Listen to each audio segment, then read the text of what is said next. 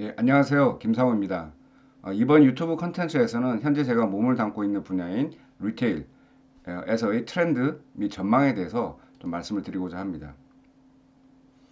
오늘 컨텐츠는 크게 네 가지로 준비를 해 보았습니다. 소매 유통 채널의 매출 트렌드, 그 다음에 한국 소비자 이해, 그리고 각 유통 채널별로 2022년을 리뷰해 보고 어떤 성장 전략이 필요한지에 대해서 정리를 해 보았습니다. 그리고 마지막으로 데이터 관점에서 이러한 유통 채널들이 각 성장하기 위해서 어떤 부분들을 좀 더 신경 써야 되는지에 대해서 제안하는 형태로 말씀을 드리겠습니다. 제가 일하고 있는 마켓링크는 현재 크게 4개의 사업 부서가 있습니다. 유통 컨설팅 사업부에서부터 패널 사업부까지 있는데요. 저희 유통 컨설팅 사업부에서는 크게 유통 데이터와 관련된 서비스를 제공하는 리테일 포스 인덱스, 그다음에 실질적으로 점포들이 성장할 수 있도록 지원하고 컨설팅하는 스토어 컨설팅 사업팀으로 구성이 되어 있습니다. 먼저 소매 유통 채널에 대한 매출 트렌드에 대해서 한번 살펴보겠습니다. 먼저 이제 산자부에서 나오는 기준 성장률을 살펴보게 되면 이제 파란색 부분이 이제 온라인인데요. 온라인의 성장률이 여전히 오프라인보다 높긴 하지만 월별 트렌드로 봤을 때 그 성장세는 다소 이제 꺾이는 모습을 확인해 볼 수 있습니다.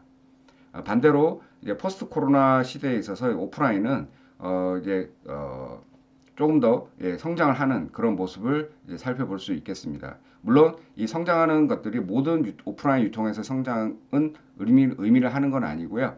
백화점, 편의점을 선두로 해서 전년 대비 상승세를 이제 보이고 있는 것을 확인해 볼 수 있었습니다. 저희 마케링크는 이러한 그 카테고리별 시장 성장이 어떻게 하는지를 분석하기 위해서 여러 유통사의 데이터를 현재 수집을 하고 있습니다. 예를 들어 홈플러스나 롯데마트, 이러한 어떤 대형 마트의 포스 데이터부터 CU나 이런 작은 편의점의 데이터까지 포스 데이터로서 현재 협업 관계를 유지를 하고 있고 그 데이터를 바탕으로 이 분석을 한 내용이 되겠습니다. 보시는 바와 같이 현재 전체적으로는 2022년 3분기까지 전년 대비 약 0.8%의 성장을 보이고 있습니다. 이는 코로나 전 그 2020년에 대비 2021년에 약 마이너스 4.9%의 성장을 보인 것에 비해서는 이제 포스트 코로나 이후에 이 전체적인 카테고리 시장에 다시 조금씩 성장하는 모습을 확인해 볼 수 있겠습니다. 그리고 한 가지 이제 여기서 볼 점은 비식품 쪽이 성장을 많이 했다라는 걸 이제 볼 수가 있는데요. 이러한 부분들은 과거 트렌드에 비교해 봤을 때 조금 다른 양상을 보이고 있는 것으로 해석이 됩니다. 앞서 말씀드린 바와 같이 전체적으로 전국의 오프라인 유통 채널은 전년 대비 3분기까지 0.8% 정도 성장을 했습니다. 이러한 것들은 각 채널로 봤을 때는 조금씩 다른 양상인데요.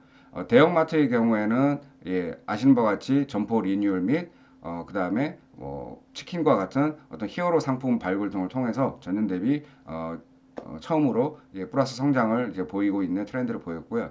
체인 슈퍼는 대형마트와 편의점 중간에 있어서 포지셔닝의 애매모호함이 좀 있는 것 같습니다. 이로 인해서 점포 수도 많이 줄어들고 그러한 영향으로 마이너스 약 11%의 성장을 이제 보이고 있었습니다.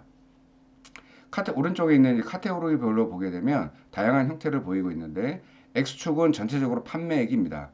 제가 이제 마크한 것 같이 음료와 제과의 매출 사이즈는 크죠. 그리고 식용유 같은 경우는 매출 사이즈는 작지만 성장률에 있어서는 가장 큰 성장률을 보이고 있는 것을 확인해 볼 수 있겠습니다. 이는 식용유 소비는 주로 음식할 때 많이 사용을 하는 거잖아요. 즉 집콕 소비가 늘어나면서 이러한 카테고리의 성장이 있지 않았나 이런 생각이 듭니다. 델리나 건강식품 같은 경우도 마찬가지로 가정 내의 소비 이러한 부분에 영향을 많이 받아서 시장 사이즈는 작지만 상대적으로 성장은 많이 성장하는 카테고리로 분석이 되고 있습니다. 크게 이제 세 가지 말씀드린 것처럼 식용유, 음료, 제과의 이제 성장률이 좀 주목해 볼 만한데요. 앞서 말씀드린 것 같이 코로나 영향에 의해서 집안 내 소비가 이제 많이 늘어나고 또한 인플레이션 등에 의해서 식용유 가격이 또 많이 이제 오른 것도 매출적인 측면에서의 성장에 영향을 미친 것으로 파악이 됩니다.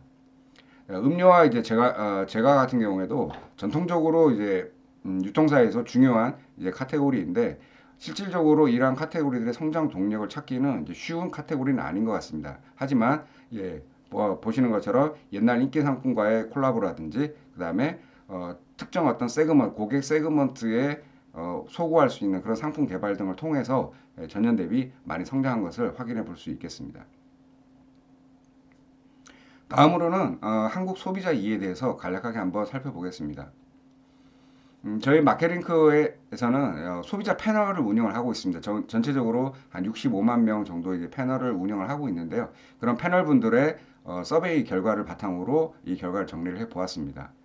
현재 그 한국인들은 쇼핑 채널에 있어서 보시는 것처럼 대형마트를 가장 많이 이용하는 것으로 이제 파악을 할 수가 있겠고요. 특히 이제 개인형 마트 같은 경우 보게 되면 동네 대형 슈퍼마켓이나 이런 편의점을 주로 이용한다, 쇼핑 채널로 이용한다는 비율이 상대적으로 좀 높게 나타난 것을 이제 알 수 있습니다. 이러한 부분들은 좀 주목해 볼 만한 내용이 되겠고요. 온라인에서는 잘 아시는 것처럼 쿠팡이나 네이버 쇼핑, 마켓컬리 이러한 쪽에서 뭐 새벽 배송이라든지 이러한 내용들에 의해서 고객들을 계속 집객하고 주 쇼핑 채널로 자리 잡고 있는 모습을 이제 확인해 볼 수 있겠습니다. 다음으로는 주 구입 경로입니다. 보시는 것처럼 연령대별로 그 여성분들의 경로를 살펴보게 되면 앞서 말씀드린 바와 같이 대형 마트와 동네 슈퍼의 비중이 높다라는 걸 확인해 볼 수 있고요. 물론 이제 온라인도 높습니다. 하지만 연령대별로 이제 살펴보게 되면 동네 슈퍼는 예상한 바와 같이 4, 50대 비율이 상대적으로 20, 30대보다는 높다라는 것을 확인해 볼 수 있고요. 제일 주목할 만한 요소는 아마 편의점인 것 같습니다. 20대 여성분들의 편의점을 식품, 생활용품을 주로 구입하는 채널로서의 비율이 상대적으로 높게 나타나는 것을 이제 확인해 볼 수 있겠습니다. 이러한 내용들은 향후 이제 편의점이 어떻게 구색을 더 강화해 나갈 것인가 라는 것을 생각할 때 중요한 또 키 인사이트가 아닌가 그렇게 생각이 듭니다.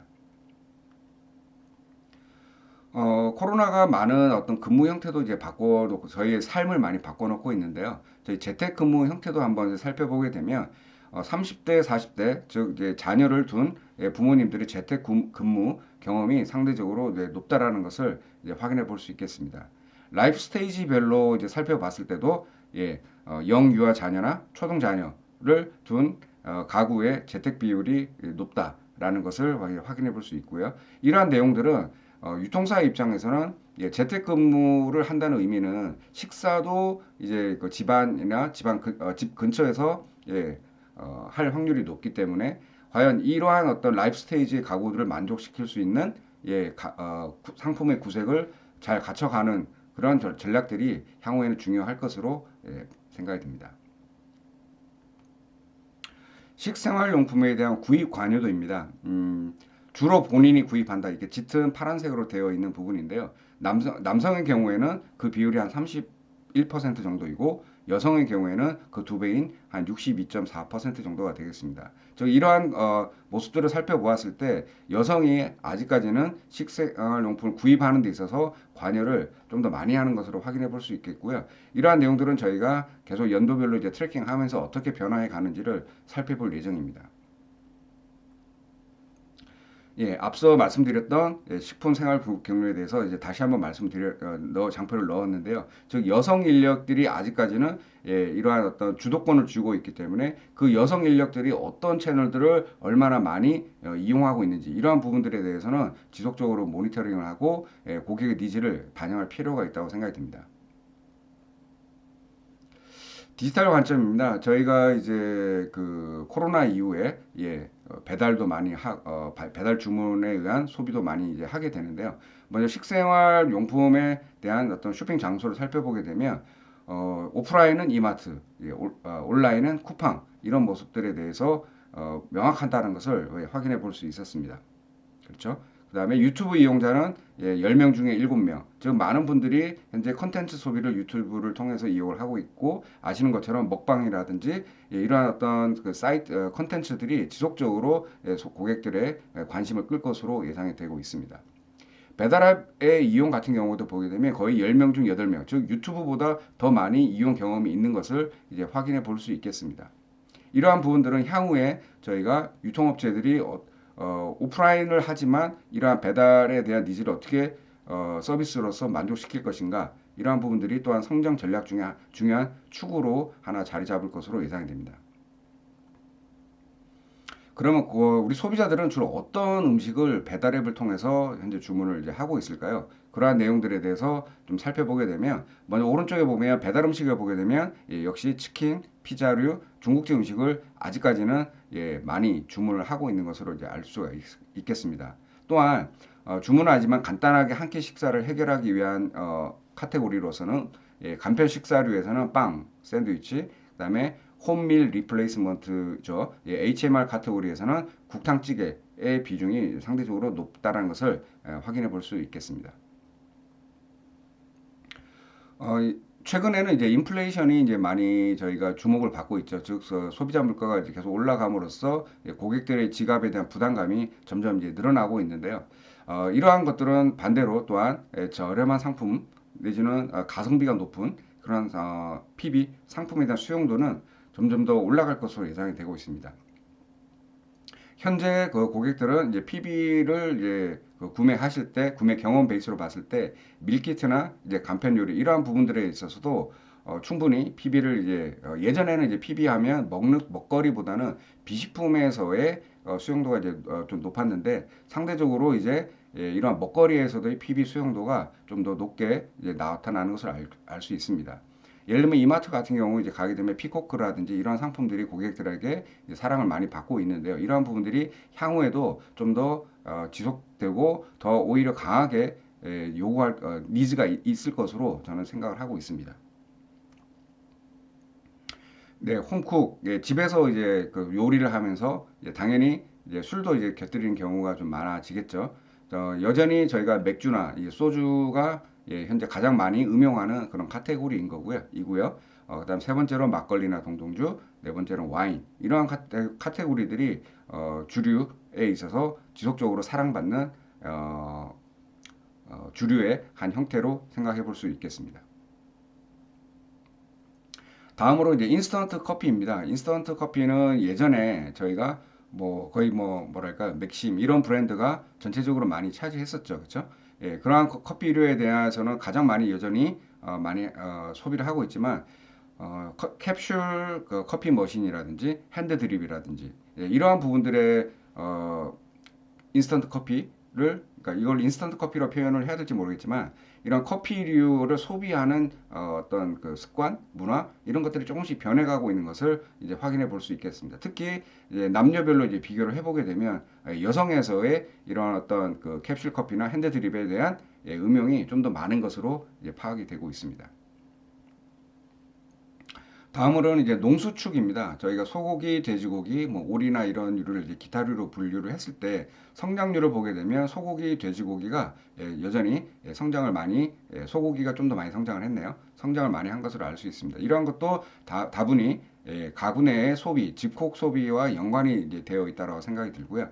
채널별 비중을 살펴보게 되면 소고기 같은 경우는 대형마트가 33%, 그다음에 돼지고기의 대형마트는 24%, 가 되고요. 슈퍼마켓을 보게 되면 소고기와 돼지고기가 또 재미있게 좀 이제 반대 현상이 벌어지는데, 즉 저희가 이제 앞서 말씀드린 슈퍼마켓이 성장률이 마이너스였죠. SSM 채널 성장이 어려운데 저희가 이제 SSM이 예전에는 뭐 축산도 있었고 수산도 있었는데 요즘은 좀 수산은 많이 좀 이제 수상 카테고리는 줄이는 편이죠. 왜냐하면 오퍼레이션 효율이 좀 많이 안 나기 때문인데 이러한 어떤 돼지고기들은 보시는 것처럼 주 구매 채널로서 개인 슈퍼마켓에 그런 어떤 구매 비중이 높다라는 것을 확인해 볼 수 있습니다. 이러한 요소들은 향후에 고객들을 집계하고 프로모션 할 때 돼지고기를 어떻게 활용할 수 있느냐 이런 부분들에 대해서 바이어나 마케팅 쪽에서 좀 고민을 하신다면 좀 더 집계하는 데 있어서 도움이 되지 않을까. 그러니까 돼지고기 카테고리가 슈퍼마켓 채널에서 중요한 역할을 하지 않을까 이런 생각을 해보게 됩니다. 건강기능식품입니다. 저희가 이제 그 예전에 이제 건기식 건강기능식품이라고 했을 때 데피니션이 참 애매모호하죠. 건강기능식품에 대해서는 좀 사람마다 좀씩 다르게 정의에 대해서 다르게 생각할 수 있는데요. 이번 장표에서 그 워드 클라우드 형태의 결과물을 보시게 되면 저희가 유통사 포스 데이터에서 건강기능식품과 관련되어 있는 그 상품들의 매출 분석을 해봤습니다. 그러면 어떠한 요소가 들어있는 것들이 과연 소비가 건강기능식품으로 많이 이제 판매가 되고 있느냐를 이제 분석을 해봤는데요. 예를 들면 미네랄, 칼슘, 홍삼, 즙 이러한 어떤 단어들이 예, 들어있는 즉 이러한 요소들을 소구하는 상품들이 건강기능식품으로 많이 팔리고 있는 것을 이제 확인해 볼 수 있었습니다. 특히 이제 여성 같은 경우는 저희가 조사 결과에 의하면 장 건강이라든지 예, 피부, 뷰티에 대한 건강에 대한 관심도 예, 그러니까 정기적으로 복용하는 비율이 상대적으로 높다라는 것을 남성보다 높다라는 것을 이제 확인해 볼 수 있었습니다. 예, 이러한 어떤 소비자 이해를 바탕으로 현재 우리 유통사들이 유통 채널별로 어떻게 2022년을 보냈고 그리고 2023년에 중요한 성장 전략으로 생각되는 부분들에 대해서 한번 말씀을 드리겠습니다. 먼저 대형마트의 경우에는 잘 아시는 것처럼 예, 2주마다 한 번씩 예, 의무적으로 휴업을 해야 된다든지 그다음에 소비자의 어떤 라이프스타일의 변화 등에 의해서 성장하는데 2000년대 후반대에 가장 많이 성장을 했다가 최근에 성장하기 좀 어려운 그런 유통 채널로 자리를 매금하고 있습니다. 제 예전 경험에 의하면 대형마트 같은 경우에는 소비자들이 한번 장바구니 담는 그 금액이 한 4만 원 정도로 이제 됐던 것으로 기억을 하고 있는데요. 과연 그러면 대형마트는 객수와 객단가, 매출을 성장하기 위해서는 객수와 객단가를 다 늘려야 되는데, 그럼 어떠한 부분들을 현재 노력하고 있는지 살펴보게 되면, 말씀드린 것처럼 점포 수는 점점 줄고 있고요. 하지만 소비자의 니즈를 반영한 창고형 할인점 매장이 많이 이제 성장하고 있는 것을 저희는 또한 확인해 볼 수 있었습니다. 즉, 이마트의 트레이더스라든지 코스트코라든지 이러한 매장들이 성장을 많이 이제 확인하고 하는 것을 확인해 볼 수 있는데요. 이러한 부분들은 가성비, 밸류 포 머니라든지 이러한 부분들에 있어서 충분히 고객들한테 소구하고 있는 게 주요하고 있다. 이렇게 이제 판단을 해볼 수 있겠습니다.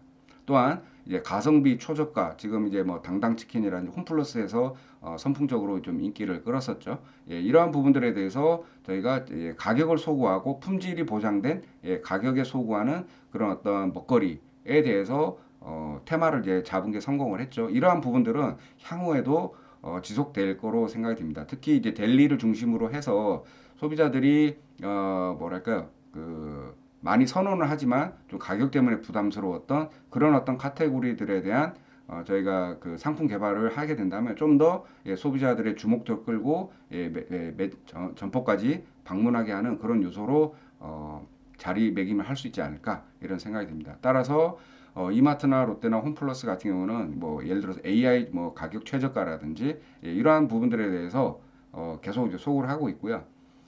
가격적인 부분은 저희가 가격이 중요하다는 얘기는 뭐 10년 전이나 20년 전이나 다 동일하게 얘기를 하는 요소인 것 같고 향후 10년 후에도 가격이라는 부분이 안 하다 이렇게 얘기할 사람은 없는 것 같습니다. 가격은 중요한데 과연 어떠한 모습으로 고객들에게 커뮤니케이션을 하고 어떤 카테고리나 어떤 그 상품들을 통해서 과연 이 가격적인 부분을 소구할 것인가 라는 부분에 있어서는 지속적으로 고민이 되는 문제가 아닐까 그런 생각이 듭니다. 또한 저희가 신선식품 같은 경우는 뭐 뭐랄까 요즘 뭐 금배추 이런 얘기도 많이 나오는데 결국은 신선식품은 상품에 대한 그러니까 제일 어려운 카테고리죠. 가격도 싸야 되고 품질도 좋아야 되고 신선해야 되고 그렇죠. 그러한 부분들을 커버해야 되는데 많은 어떤 대형마트는 그러한 부분들에 대한 어떤 비용 절감 및 신선도를 전달하기 위해서 SCM 프로세스를 많이 강화할 것으로 또한 예상이 됩니다. 뭐 풀필먼트를 통해서 좀 더 빠르게 소비자들에게 상품을 전달하고 그러한 부분들이 운영을 효율화하고 고객들에게 만족도를 올려주는 그런 요소가 될 것이고요. 그러한 부분들이 향후에도 점점 더 강화될 것으로 예상이 되고 있습니다. 백화점은 계속 고공 성장을 하고 있는 그런 유통 채널 중에 하나죠. 저희가 이제 백화점은 뭐랄까 이런 얘기도 있습니다. 그렇죠? 그 유통업이냐 부동산업이냐 이런 얘기도 있는데 어쨌든 이제 그런 관점보다는 백화점이라고 하는 유통 채널에 있어서의 그런 어떤 그 테넌트 패션 매장이라든지 이런 부분들에 대해서 지속적으로 이제 차별화된 그런 뭐랄까 브랜드들이 이제 소구가 되어야 될 것이고요. 또한 백화점이라고 하는 공간들이 이제 조금씩 이제 젊은 세대를 지속적으로 이제 유입을 해야 되기 때문에 그런 유저 익스피리언스를 개선할 수 있는 그런 어떤 체험형 공간을 함께 넣는 형태를 통해서 지속적으로 고객을 유입을 시키고 그리고 그들을 통해서 좀 명품에 대해서는 지속적으로 명품 카테고리를 성장시킬 수 있는 그런 요소들이 백화점에서는 올해도 중요했고 내년에도 더 중요할 것으로 생각이 듭니다. 편의점입니다. 편의점은 뭐 예전에 저희가 3만 개를 넘을 때부터 뭐 일본 대비했을 때 이제 포화가 아니냐라고 이제 얘기를 하지만 실질적으로 성장률을 보게 되면 조금씩 감소는 하고 있지만 제가 알고 있기로 현재 한 5만 개 정도 이제 넘은 걸로 알고 있는데 점포 수가 지속적으로 이제 성장을 하고 있고요. 기존의 성장은 점포 수를 늘려서 성장을 하는 추세였다면 요즘은 그런 어떤 그 편의점은 보통 저희가 한 5,500원에서 6,000원 객단가 그 정도 이제 나오는 걸로 알고 있는데 결국은 과연 그 편의점들이 어떠한 구색을 통해서 고객들의 객단가를 올릴 수 있을 것인가 그런 부분들이 중요할 거라 생각입니다. 객단가를 올리기 위해서는 제일 기본이 돼야 되는 거는 이제 상품이죠. 특히 이제 저희 흔히 말하는 김밥이나 이런 뭐랄까 간편식에 대한 도시락 이런 부분들에 대해서는 지속적으로 이제 상품 경쟁력이 강화돼야 될 것이고요. 뭐 서비스라든지 그다음에 무인 매장이라든지 이러한 부분들에 대해서 좀 더 향후에 그러한 어떤 새로운 뉴 포맷의 편의점이 많이 나타날 것으로 예상이 됩니다. 다음은 SSM 즉 기업형 체인 슈퍼입니다. 기업형 체인 슈퍼가 앞서 말씀드린 것처럼 대형마트도 아니고 이제 편의점도 아니고 그리고 경쟁을 해야 되는 동네 슈퍼나 재래시장 대비 차별화 포인트를 잡기가 상당히 어렵죠. 그래서 예를 들면 뭐 폐점도 많이 하지만 점포를 리스트럭칭 한다든지 그러한 요소에 의해서 차별화 포인트를 이제 많이 찾고 있습니다. 그렇죠? 그리고 뭐 다크 스토어라고 해서 그 지역 거점의 풀필먼트나 어떤 배송 센터로서의 역할을 하는 그런 어떤 SSM의 점포도 나타나고 있는 것이 사실입니다. 근데 이제 어쨌든 SSM 채널이 근거리 쇼핑을 위한 좋은 어떤 채널로서 객단가가 한 15,000 정도 이제 되는 걸로 알고 있는데 이러한 SSM들이 성장을 하기 위해서는 역시나 건강식품, 주류, 델리, 가정 간편식 이러한 어떤 상품들이 경쟁력이 많이 강화가 경쟁력이 많이 강화되어야 될 것 같습니다. 저희 이제 내부 이제 포스트 데이터 분석에 의하면 예를 들면 이제 와인 같은 경우가 대표적으로 SSM에서 저희 경쟁력을 가져갈 수 있는 이런 카테고리로 생각이 드는데요. 와인이라고 하는 게 많은 사람들이 구매를 하지는 않지만 구매하는 사람들은 지속적으로 구매를 하기 때문에 그런 구색 관리라든지 그러한 부분에 있어서 또 중요한 카테고리로 생각이 됩니다. 또한 이제 배송이라고 하는 부분들에 있어서도 SSM에서는 고민이 많이 되는데요. 예전에는 뭐 2만 원, 3만 원 뭐 구매 시 배송 무료 이런 것도 많이 했었잖아요. 지금도 많이 하고 있는 걸로 알고 있는데 과연 그러면 나중에 그 2023년도에는 SSM이 고객들의 어떠한 서비스를 제공할 것인가 이 부분에 있어서는 편리한 어떤 배달 서비스 이런 부분들이 현재도 하고 있지만 조금 다른 형태 내지는 소비자 니즈를 만족시킬 수 있는 형태로 좀 더 이러한 서비스가 좀 더 보강이 돼야 될 것으로 예상이 됩니다. 개인 슈퍼입니다. 저희가 전국에 현재 한 4만 개 정도의 이제 개인 슈퍼가 있는 것으로 알고 있는데요. 개인 슈퍼분들은 정말 브랜드 슈퍼와는 다르게 경쟁력을 갖춰가기는 솔직히 어려운 부분이 많습니다. 그리고 저희가 이제 프로젝트를 하다 보면 뭐랄까요, 저녁에 여유가 있는 삶을 이제 추구하는 이제 점주님들도 이제 많이 계시고 정부에서도 이런 개인 슈퍼 자영업자분들이 지속적으로 이제 성장을 해줘야 되는데 그런 성장을 하기 위한 지원책도 이제 많이 마련을 하고 계시죠. 근데 개인 슈퍼가 성장을 하기는 상당히 이제 쉽지는 않습니다. 뭐 상품 어떤 소싱의 능력이라든지 점포 운영의 노하우가 브랜드 어떤 유통 채널 대비 많이 이제 열악한 건 이제 사실인 거죠. 그렇다면 향후에 이 개인 슈퍼가 성장하기 위해서는 어떠한 부분들이 중요할까요? 저희가 이제 연도별로 과거 트렌드, 과거의 어떤 트렌드 그리고 미래의 어떤 기술 동향들을 이제 파악을 했을 때 개인 슈퍼의 기회는 이제 이런 스마트 슈퍼에 있다고 생각이 됩니다. 스마트 슈퍼라 하면 기존에 어떤 점주님들이 뭐랄까요? 매장을 지키면서 이제 파는 그런 형태가 아니고 어떤 저녁 시간대에는 무인으로 운영을 한다든지 그 다음에 좀 더 이제 부가적인 서비스, 동네 슈퍼, 그러니까 동네 개인 슈퍼가 가질 수 있는 그런 어떤 또한 장점이 있거든요. 그러한 요소들이 어, 개인 슈퍼의 서비스로 좀 결합이 된다면 지금보다는 좀 더 낮고 성장을 할 수 있지 않을까 이런 생각이 듭니다. 이커머스입니다. 이커머스 저희 뭐 많이 성장하고 있는 걸 다들 이제 잘 알고 계실 거고요. 이러한 이커머스는 이제 뭐랄까 이커머스 지금 이제 일본어로 표시되는 거는 뭐 라이크 커머스, 라이브 커머스라든지 예, 온라인의 다양한 어떤 플랫폼을 이용한 형태의 커머스가 많이 앞으로도 성장을 할 거로 예상이 되고 있고요.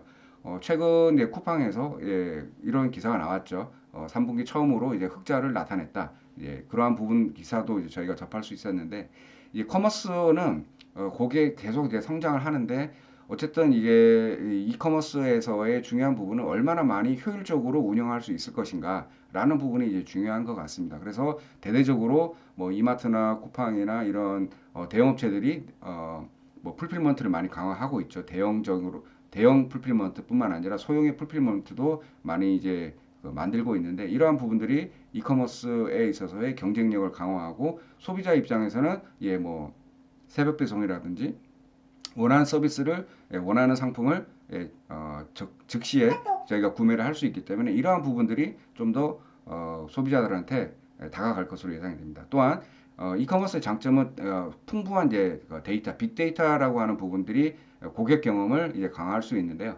향후에는 이런 개인화를 넘어선 초개인화, 예, 뭐 아마존인가요? 거기서는 월마트인가 아마존 제가 기억 확실히 안 나는데 뭐 고객이 예를 들어서 뭐 구매하기도 전에 고객이 구매할 것을 예상하고 예, 그러한 어떤 상품들이 미리 준비를 해놓는다든지 이러한 부분들에 대해서 좀더 고객 관점에서 투자를 많이 하는 그런 모습들이 2023년도 이후에 이커머스에서도 더 중요하지 않을까 그런 생각이 듭니다. 마지막으로 그러면 앞서 말씀드린 소비자 이해 그리고 현재 유통 채널별 어떤 리뷰 및 전략 이걸 통해서 마케팅크에서 지금 생각하는 그런 어떤 부분들이 또 데이터 관점에서 중요한지에 대해서 말씀 좀 드리고자 합니다. 첫 번째로 저희가 이제 빅데이터라고 이제 표현하고 있는 그러한 요소들이 유통업체에서도 많이 활용이 되고 있죠. 그러한 부분들이 예를 들면 오프라인 매장은 저희가 점포를 개설할 때 많은 투자비를 필요로 하지 않습니까? 그리고 시간이 지나면 점포를 리뉴얼 한다든지 하는 것들을 하게 되는데 향후에는 이러한 어떤 매장을 리뉴얼하고 좀 더 경쟁력 있는 오프라인 매장을 이제 갖추기 위해서는 빅데이터 등을 활용해서 좀 더 그 상권에 맞는 그 점포만이 가져갈 수 있는 상품 구색을 이제 최적화하고 이런 부분들이 중요하다고 생각됩니다. 아시는 것처럼 뭐 홈플러스에서는 메가푸드에 라든지 그다음에 제타플렉 롯데마트의 제타플렉스라든지 이러한 부분 어떤 요소들이 모르겠습니다. 이게 완전한 데이터 분석의 근거를 한 건지는 모르겠지만 그 상권에 적합하고 또한 소비자들의 집객을 유도할 수 있는 그러한 컨셉을 저희가 이런 다양한 데이터 분석을 통해서 도출한다면 오프라인도 충분히 향후에도 경쟁력 있는 점포로서 공간을 재활용하고 충분히 성장할 수 있는 그러한 어떤 요소가 있지 않나 생각됩니다. 두 번째로는 저희가 리테일 테크라고 하는 부분입니다. 이런 부분은 뭐냐면 예를 들어 저희가 대형마트에 갔을 때 예전에는 이제 POP라든지 그다음에 곤돌라에서의 어떤 상품에 대한 광고 이런 부분들에 대해서 좀 종이라든지 오프라인스러운 그런 어떤 소비자와의 커뮤니케이션을 많이 했다면 향후에는 이런 IT 리테일 테크를 이용해서 좀 더 소비자들에게 퍼스널라이즈된 개인화된 어떤 그 미디어 서비스를 이제 제공하는 것이 가능해지고 그러한 부분들이 중요하다고 생각이 듭니다. 해외에서는 이러한 부분들에 있어서 뭐 인마라고 하는 리테일 미디어 커뮤니케이션 회사라든지 크리테오, 뭐 더넘비 이런 회사들이 유통사하고 협력을 맺고 리테일 미디어 비즈니스를 하고 있는데요. 우리나라는 아직까지는 제가 봤을 때는 자체적으로 이런 것을 많이 하려고 하는 것 같습니다. 제가 최근에 이제 연구한 거에 의하면 리테일 미디어의 뭐 당연히 성공 요소라고 해야 되나 이런 부분들은 리테일 테크적인 것 요소, 즉 고객에게 오퍼를 할 수 있어야겠고, 두 번째는 정확한 데이터 분석 능력. 그러니까 데이터를 바탕으로 그런 거를 해야겠죠. 세 번째로는 제조사와의 협업. 그러니까 리테일 미디어를 통해서 뭐 일반적인 광고도 할 수 있지만 저희가 소비자가 구매를 원하는 상품들을 노출하고 구매를 유도를 할 수 있거든요. 그래서 이러한 어떤 세 가지 요소들이 좀 더 리테일 미디어에 있어서는 중요하게 되지 않을까 그런 생각이 듭니다. 두 번째로는 극강의 편리함과 품질이 보장된 이 히어로 상품 개발입니다. 저희가 이제 뭐랄까요?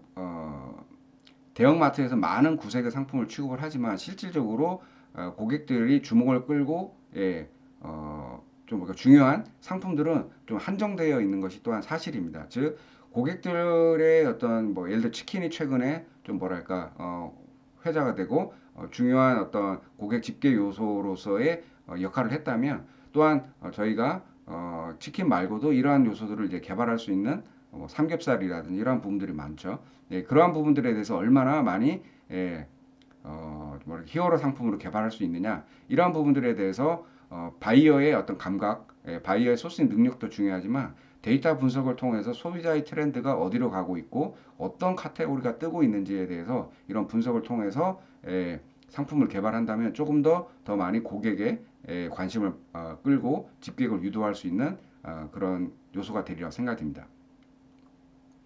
세 번째로는 마지막인데요. 선제적 애널리틱스 운영을 통한 인플레이션 대응입니다. 제가 이제 유튜브 컨텐츠도 이제 통계와 관련된 부분들을 상당히 많이 다루고 있고, 저는 이제 분석을 이제 하는 애널리스트 입장에서 말씀드리면, 이런 어떤 데이터를 잘 활용하고, 실질적으로 그 데이터가 유통사나 고객사 입장에서 도움이 돼야겠죠. 예를 들어 가격 다이나믹스라고 하는 거는 전통적인 오프라인 유통사는 일물일가라고 해서 하나의 상품이 어느 곳에서나 같은 가격으로 이제 판매되는 이런 형태를 많이 취하고 있는데 향후에는 그런 어떤 그 요소들도 고객에 따라서 구매 시점에 따라서 좀 더 탄력적으로 그리고 경쟁사 대비해서 다이나믹하게 가격을 연동해서 운영하는 부분도 좀 더 이제 중요하리라 생각됩니다. 또한 저희가 이제 마케팅적으로 보게 되면 인식만이 실체다 이런 표현도 많이 쓰잖아요. 즉 소비자들이 어느 유통사의 제품은 싸라고 하는 거는 실질적으로 상품이 싸서 가격이 저렴해서 싸다고 인식할 수도 있지만 일부 상품들에 대한 어떤 퍼셉션을 개선함을 통해서 그러한 부분들의 개선함을 통해서 싸다는 인식을 전달할 수도 있거든요. 이러한 부분들에 있어서 저희가 어떤 상품을 선정을 해서 가격 투자를 할 것이냐 이러한 부분도 과학적으로 분석에 기반해서 하는 것이 필요하다 생각이 됩니다. 세 번째로는 이제 수요 예측 모델링입니다. 저희가 이제 항상 이제 궁금해하는 게 과거의 트렌드는 이러했는데 미래는 얼마나 팔릴 것인지 소비자 니즈는 얼마나 있을 것인지에 대해서 저희 이제 궁금해하죠. 그러한 그 궁금한 이유는 저희가 뭐랄까요 그 상품 발주를 얼마나 낼 것이냐 이런 부분들로 연동이 될 거기 때문에 저희도 최근에 어떤 기술들 통계뿐만 아니라 머신러닝이란 이런 어떤 선제적인 최근에 그런 어떤 기술들을 그러니까 분석력을 이용을 하게 된다면 좀 더 정확하고 그리고 예측 가능한 결과물들을 산출해낼 수 있고 이러한 부분들을 시스템적으로 연동을 하게 된다면 이러한 발주와 연동이 된 그 다음에 미리 예측하고 미리 상품을 준비하고 하는 부분들이 오퍼레이션에 반영이 된다면 좀 더 효율적으로 이러한 오프라인 유통사들이 이런 데이터를 활용한 마케팅이라든지 오퍼레이션이라든지 상품 관리라든지 이런 부분들을 할 수 있을 거라고 생각이 됩니다. 오늘 이제 짧게나마 저희 그 데이터를 바탕으로 유통 채널에 대한 리뷰 및 또한 향후 저희가 계획 내지는 계획 및 마케팅을 생각하는 중요 포인트에 대해서 말씀을 드렸는데요. 이러한 요소들을 바탕으로 내년도에는 우리 유통사 및 유통사는 성장하고 소비자들은 원하는 상품을 싸게 품질 좋은 상품을 적시에 구매할 수 있는 그런 또한 유통 환경이 되기를 기대해 보겠습니다. 네, 감사합니다.